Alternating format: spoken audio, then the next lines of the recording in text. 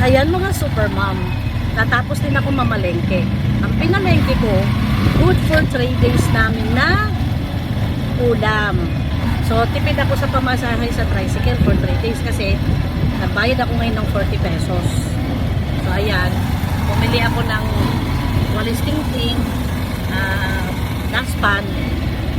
Kasi, yung walis tingting na binili ko para sa labas, tatinain ko, para na sa ganon, hindi wawalis sa loob ng bahay. Minsan itong mga anak ko tamad, hindi na nila hinuhugasan yung tingting na para sa labas, para magamit sa loob. Nandidiri ako, naiinis ako, kaya bumili ako ng tingting. Mura lang naman to, 25 pesos. Kaya, tapos bumili na rin ako ng ito. 2 tray ang binili ko, kasi pag isang tray, halos 24 hours lang to, ubos. Diba?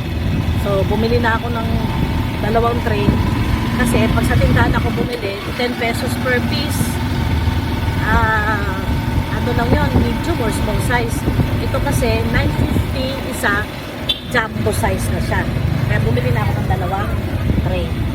So, ayan, pauwi na kami.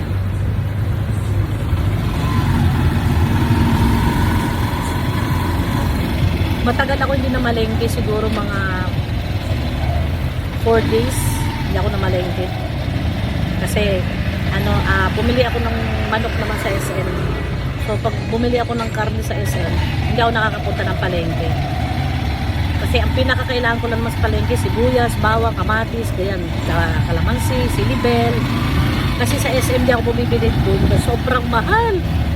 Times 2, times 3 ang presyo ang putik. Kaya pagdating sa mga Ricardo gulay, sa palengke talaga ako namimili.